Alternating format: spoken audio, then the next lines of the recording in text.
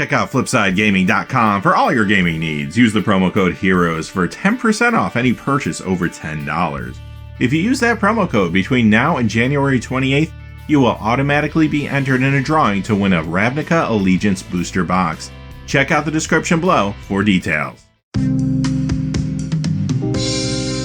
Hey there, this is John from Heroes and Legends, and welcome to the second to last day of Ravnica Allegiance previews. We're going to recap and analyze all the cards that were revealed over the last 24 hours or so. As always, if you're curious about the source of these cards, which content creator premiered each one, just check out the description below. I'll have all that information listed there.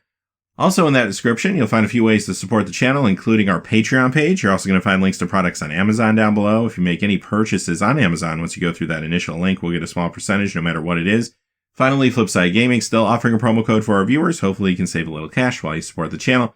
But as always, thank you not only to the folks that look at those links, but to all of you. Y'all make the channel what it is, and let's get into it. Today, Wizards of the Coast revealed what the tokens will look like for this set. Here's the monocolor tokens: Human, Illusion, Zombie, Goblin, Centaur, Frog, Lizard, and Ooze. Here are the multicolor tokens and the colorless tokens. We've already seen Spirit, but here it is again, alongside Beast and Sphinx.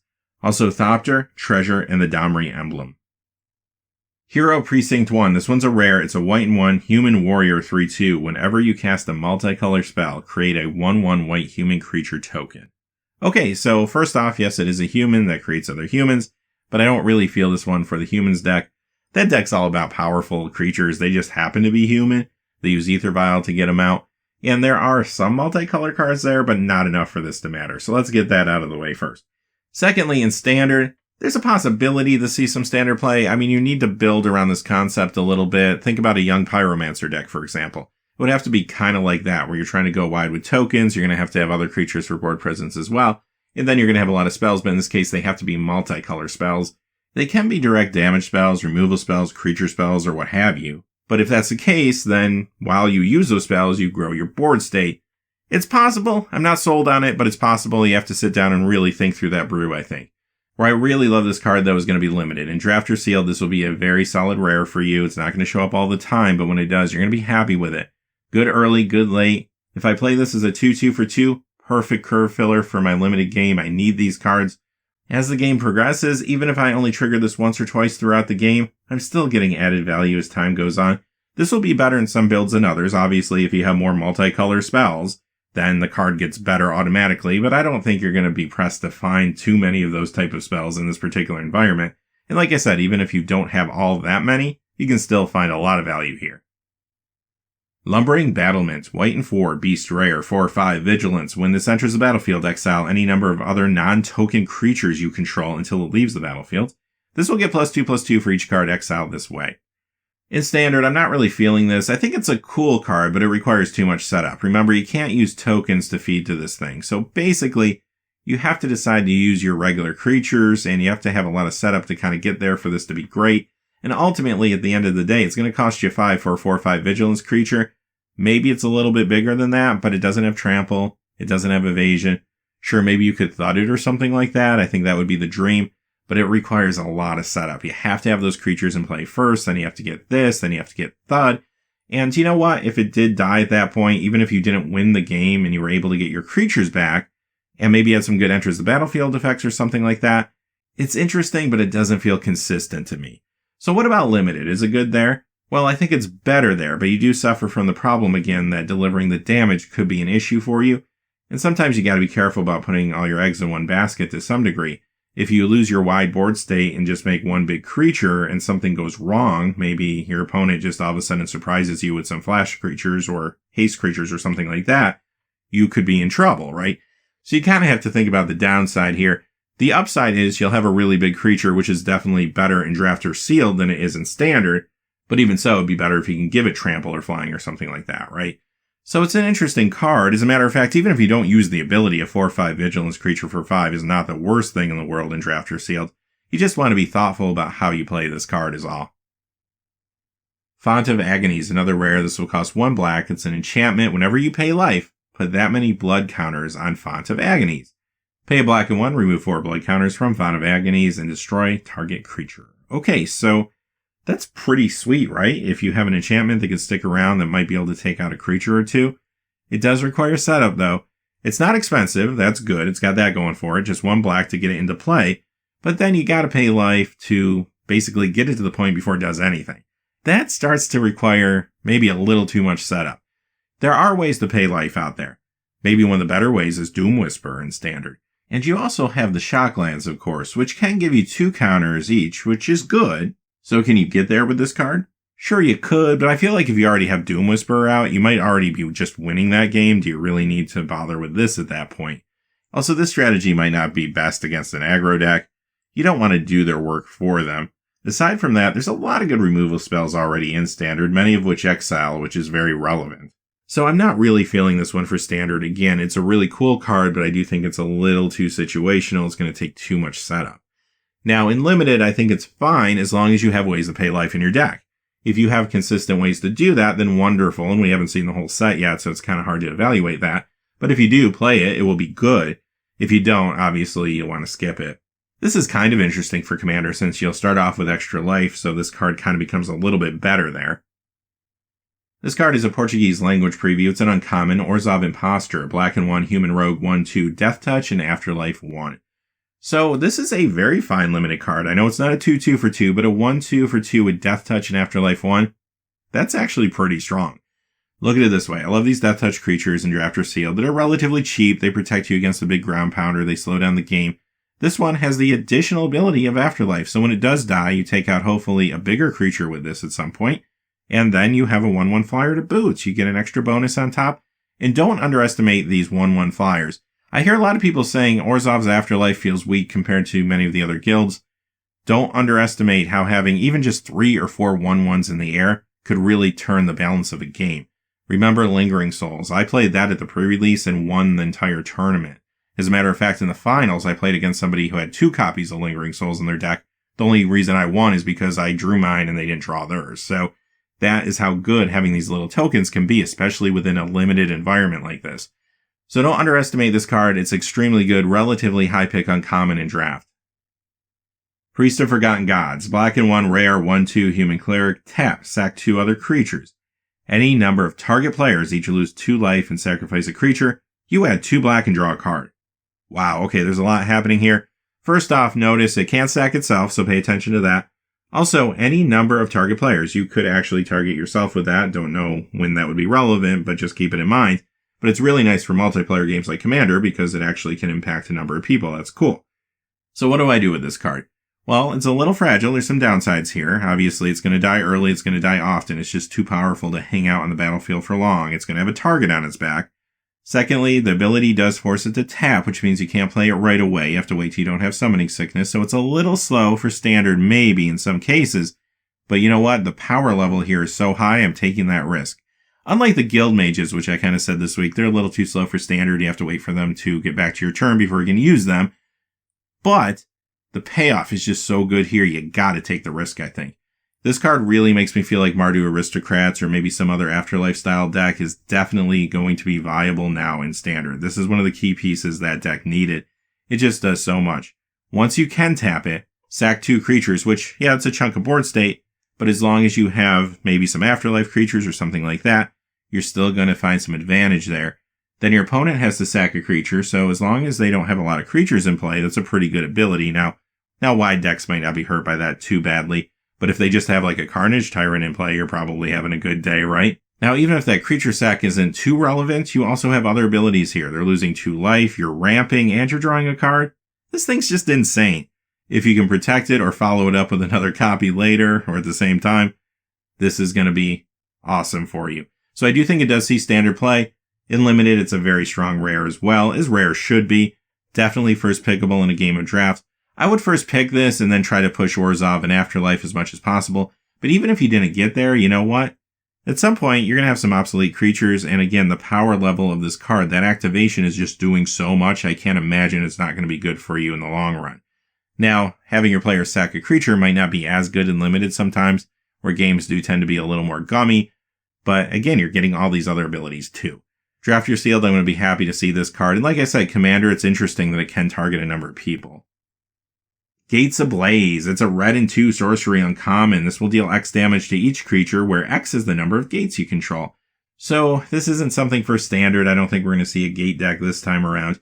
However, you never know about the future. In the third Ravnica set, they might give us a payoff for gates, and who knows, this could see standard play someday, but not right now. In Commander, people do play gates decks, so any of these cards that care about gates are going to make that deck a little more interesting, so I do think that's cool.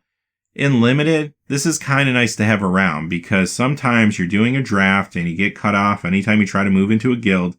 You end up going into like 4 or 5 color good stuff, start picking up a lot of gates at the end, and then these Gate Matters cards will get past you many times, and hopefully they'll just improve your deck enough to be able to keep afloat. Is it ideal? No, but sometimes it happens, so I'm kind of happy that they exist. And aside from that, even if I only had 2 or 3 gates, maybe it's an interesting card to think about sideboarding in under certain circumstances, who knows. If you could play this and you had like 2 gates in play and your opponent was running a lot of small creatures, well, maybe it's worth trying to make this work in Game 2 or Game 3 some of the time, even if I'm not all in on a gate plan. Kind of a niche card, but sometimes you will use it. This one's a Korean language preview. It's a common Scorchmark, red in 1 instant. Scorchmark deals 2 damage to target creature. If that creature would die this turn, exile it instead. Similar in some ways to Lava Coil, but some big differences. It's an instant. Lava Coil is a sorcery, so this is technically faster. Although, Lava Coil does 4 damage, not 2. Why is Lava Coil so amazing? Well, especially right now in the meta, being able to exile the creature when it dies is huge. So don't underestimate that ability, even if it is on a card only doing 2 damage. With that being said, does this make it into standard? Maybe just a tad bit of play. This isn't going to push Lava Coil out of any deck, so I do think maybe there might be a deck that might want a copy or 2 of this to complement it out of the sideboard. Other than that, though, Lava Coil's still going to rule the day, even though it is a little bit slower. In Limited, however, this card's going to be phenomenal for you. This might even be sometimes first pickable, even though it's a common. I think the card's that good. Because you're able to, for just 2 mana at instant speed, take out a lot of the creatures you're going to encounter. This is going to be especially good against Afterlife, so keep that in mind. It's going to turn off that ability, basically, due to the exile effect. And you're going to be happy to run this. So even if you're not first picking it in a pack and you just get a bomb rare or something like that, if you can pick this up as the 2nd or 3rd card in a pack of draft, you're going to be real happy, I think. But regardless, draft or sealed, this is a great card. Skewer the Critics. This is a red in 2. It's another common sorcery with spectacle cost of 1 red. This deals 3 damage to any target. Okay, so similar to Lightning Bolt, but it is a sorcery, not an instant. It's a little bit slower. Does this see standard play? I think it does see at least a little bit of standard play. Now, do I want to play this over Wizard's Lightning? In most decks, probably not. If I have enough confidence that I'm going to be able to play Wizard's Lightning, especially for the 1 cost because I have enough Wizards in my deck, then that's going to be the go-to card for me. However, if I'm not in a Wizard build, maybe I'm in a more aggressive Rakdos deck or something like that, then this card all of a sudden becomes a lot better. And I do think because of that, it will see some standard play in those style of decks. So it's not going to show up across the board necessarily, but I do think it will get there in some places. Now, beyond that, in Limited, yeah, all day long. This is another high pick common for me. Maybe even first pickable in some packs again, just depending on what my rare and my uncommons end up being. But again, I'll be real happy if I can grab this maybe even 2nd or 3rd in a draft pack. It's a real solid card there, no doubt. Because even if I don't pull off the spectacle cost in draft or sealed, playing this for 3 is just still really good there too. Also, there's a lot of good burn spells already in the Pauper format, but this and the card we looked at a few moments ago are both common, so maybe you want to try them out in some decks there too. Here's a mythic, Biogenic Ooze. 2 green and 3, it's an ooze, 2/2. When this enters the battlefield, create a 2/2 green ooze creature token. At the beginning of your end step, put a +1/+1 counter on each ooze you control, pay 3 green and 1, create a 2/2 green ooze creature token. Wow, okay, let's talk about economy first, then we'll talk about where you play this card. Basically, for 5 mana, you get 2 2/2s. At the end step, they quickly become 3/3s with the +1/+1 counter, effectively getting 6/6 power toughness on the battlefield for 5 mana. That alone's amazing. Now, if this stays alive, those cards will continue to grow, and beyond that, you have the mana sink to create more oozes, which will grow too. This thing is insane. This will see standard play, and you could do one of 2 things. You could just toss this into a green or Gruul Stompy deck, and it might be good enough. Or you could build around it a little more. There's cards out there like Arcane Adaptation, Wilderness Reclamation. Could get kind of interesting, right? I'd like to brew with these cards and just see if you can get anywhere. But I feel like in some capacity, you will see this in standard, I have no doubt. The raw power is just too good here. In Limited, I don't think I gotta tell you, this thing is a bomb. It's a mythic, it should be a bomb, but this is incredible. If you play this card, it's going to be hard to lose the game. Your opponent's in a lot of trouble unless they already were really far ahead or have a very fast answer. If not, you probably are going to take that game because this is just too powerful once it gets rolling.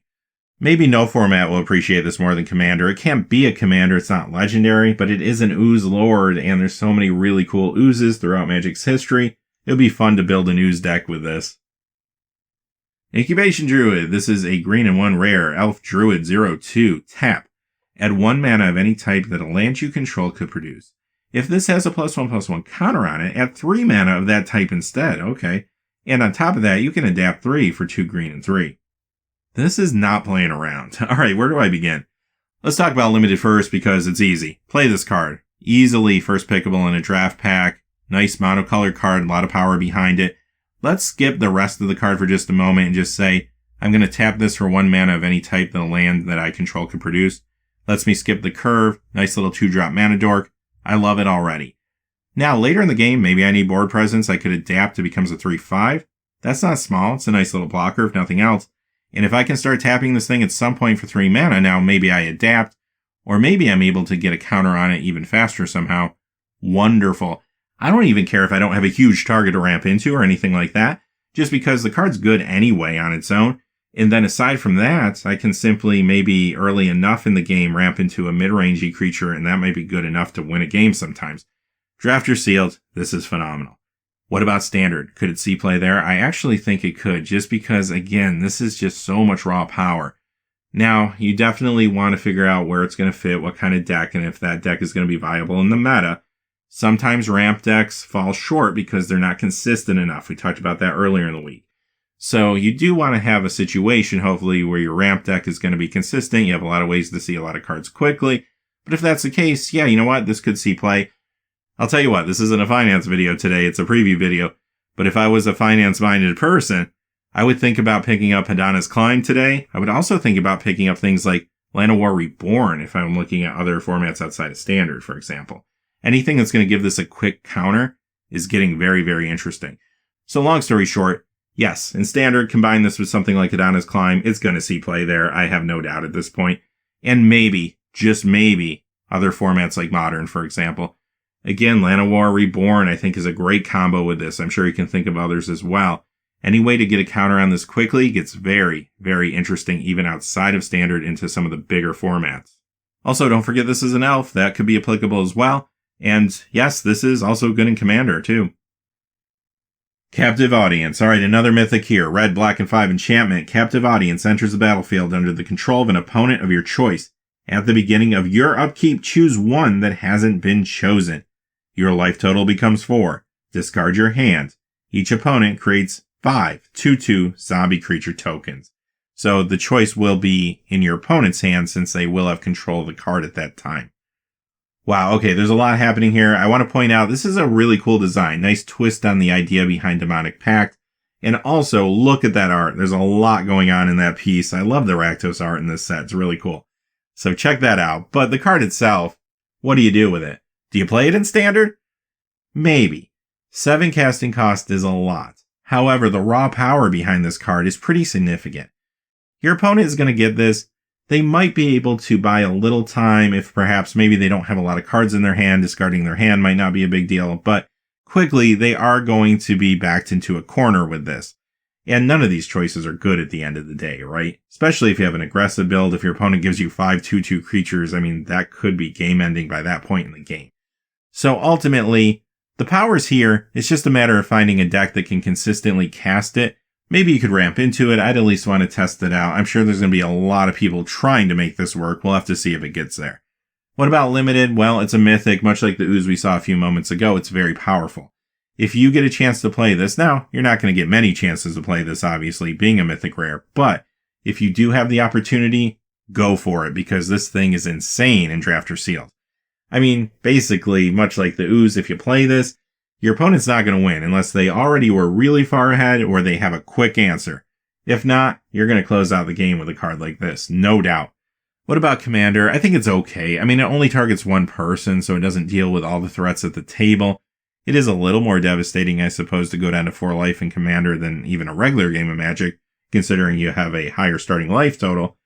But honestly, I don't know if I'm trying to make room for this in my commander decks. My cube, however, would love this, I think.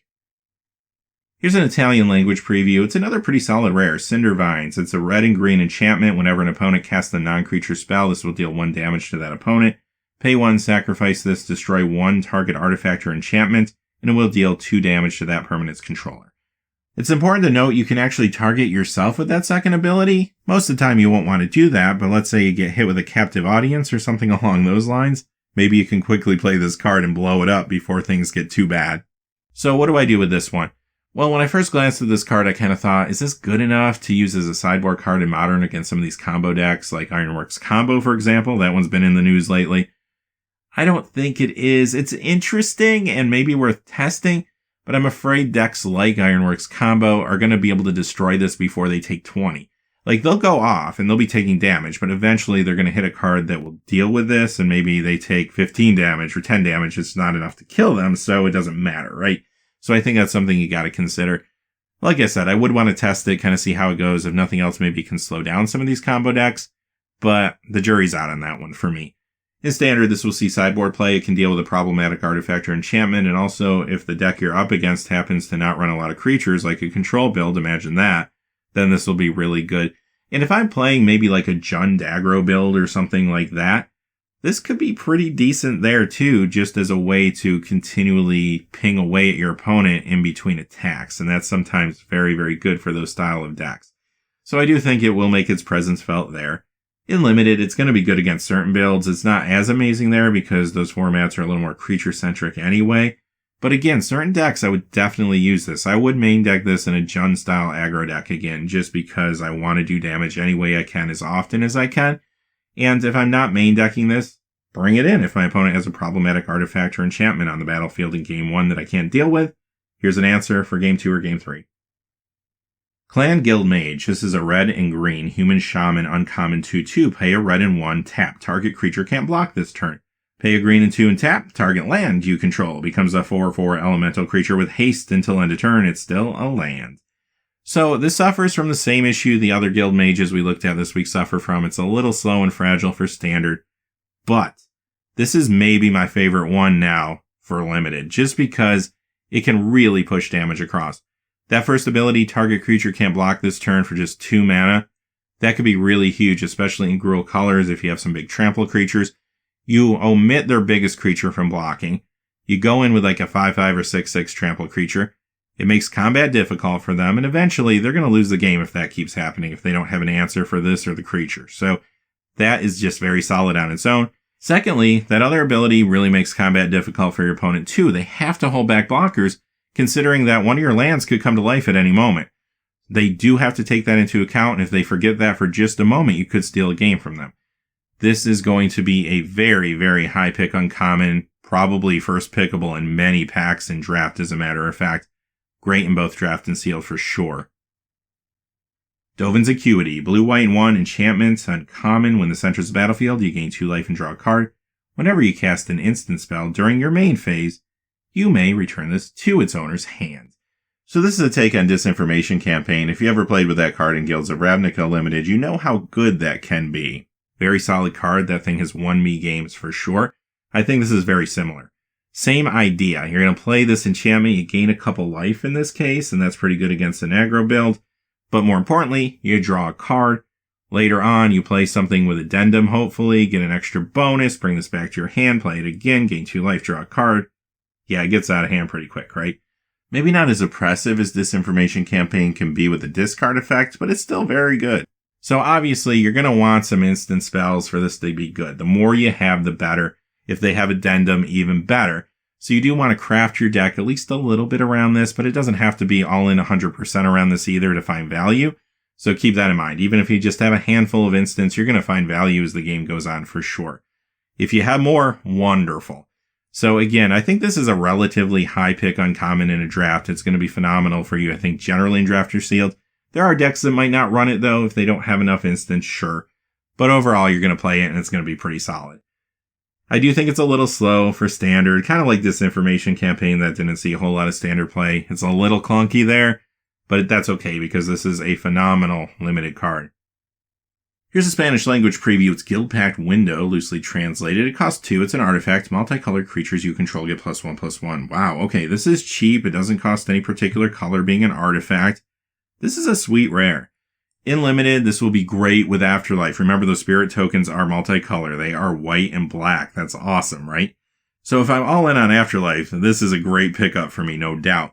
Now, there's going to be a lot of multicolored creatures other than spirit tokens within the set, obviously. So if I were to pick this up early in a draft pack, maybe even first pick in pack 1, I don't think I'm going to be disappointed. I think I'm going to find things to do with this. For 2 mana, it's not that much of a risk.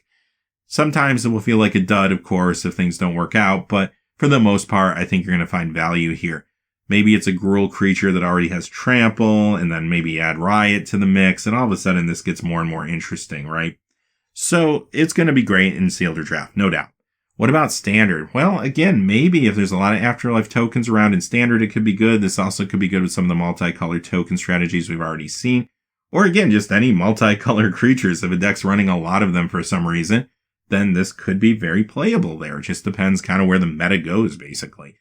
Outside of Standard, could it go deeper? Could it go Modern?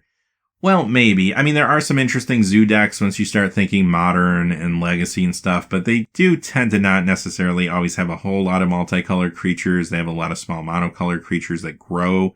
So I don't know if it's going to find a place there. But who knows? In the future, as more cards enter the environment, maybe at some point this could actually be viable in some of those other places. Or someone could brew something out of the blue, too. You never want to discount that option. Commander, many commanders are multicolored. You're going to have a lot of multicolored creatures typically in some of those decks. So this could be a solid way to buff your stuff there as well. Scrabbling Claws. Alright, this one's actually a reprint. And we saw this in Commander 2018, so not too long ago. It costs 1. It's an artifact uncommon. Tap, target player exiles a card from their graveyard. Pay 1, sacrifice this, and it will exile target card from a graveyard, draw a card. Okay. Nothing crazy here. I mean, it's an interesting little way to disrupt graveyards in Standard, probably out of the sideboard if you need to. There's a lot better things when it comes to Modern or Legacy already. It doesn't see play there necessarily now, so I don't think that's going to change. But definitely in Standard, if I'm looking for a way to disrupt a graveyard-centric deck down the road, I'm glad it exists. And I like having answers like this sprinkled into the environment. Whether I need them today or not, it's just kind of nice to have them, just in case if nothing else. Tome of the Guildpact. This costs 5, it's an artifact rare. Whenever you cast a multicolor spell, draw a card, tap, add 1 mana of any color. So this is a little expensive for Standard. Everybody likes drawing cards, everybody likes mana rocks, but in Standard 5's a little too much for this. In Limited, it's a solid card though. Color fixes later in the game, which can be important if you're trying to cast something really big later on that might be a little off color that you're splashing for, or just simply to ramp out just a little bit more on turn like 5 or 6. But most importantly, the reason this is truly playable is the fact that as you cast multicolored cards as the game goes on, you get to draw. This is going to be huge within this limited environment where you do have a lot of multicolor spells at your disposal, hopefully. Now, if you don't have enough in your deck, then maybe you skip this one. There's other ways that are a little more economical to fix mana as well, I'm sure you'll run into. But for the most part, I think this is a very strong card within the limited environment, maybe even first pickable in a lot of draft packs. This could also be a good commander mana rock for you as well, if you have a lot of multicolor spells in your commander deck, which many of them do, of course. Here's a Korean language preview, loosely translated Harmony Square. It's a rare land. When this enters the battlefield, if you control 2 or more gates, you gain 3 life. Tap for colorless mana. Tap, add 1 mana of any type that a gate you control can produce. Okay, couple things I want to point out here. First off, it does not come into play tapped. It does tap for colorless mana, if nothing else, so that's kind of nice. It doesn't really slow you down too much usually. If you're all in on the gate plan in Limited, this will be a good pickup for you. We talked about that earlier. It's not necessarily where you start off deciding you want to go, but sometimes you get forced into it. And if that's the case, well, this might get passed to you in the middle or even later portion of a pack, and it will be a nice pickup, and it will help smooth out your deck for sure. Also, don't underestimate gaining 3 life against an aggro build. It's not always something that's relevant, but sometimes it will be. You do have to have 2 or more gates in play for that to happen, but if you do, wonderful. Now in Standard, like I said earlier, I'm not feeling a gate deck right now, but we don't know what that third set holds, and maybe down the road something will change. Commander, yep, those gate decks in Commander would like to play this as well. It's just another tool for them. Alright, with that being said, those are the preview cards for today. We're going to do this one more time. Tomorrow, we're going to come back and do a video recapping and analyzing everything that happens over the next 24 hours. Friday, the rest of the set gets revealed and we begin our full set review. Saturday, we still do our market watch. Sunday, then we'll continue the full set review. But until next time, hey, thanks for watching. Please remember to like and subscribe and have a great day. Hey, thanks for watching. This video is made possible through the generous support of viewers like you on Patreon. Check out the description below for links to our Patreon page as well as our Amazon affiliate store, where a small percentage of all sales will also help support the channel. Finally, if you haven't had a chance yet to subscribe, hit that subscribe button so you don't miss any of the new videos on Heroes and Legends. Talk to you again soon and have a great day.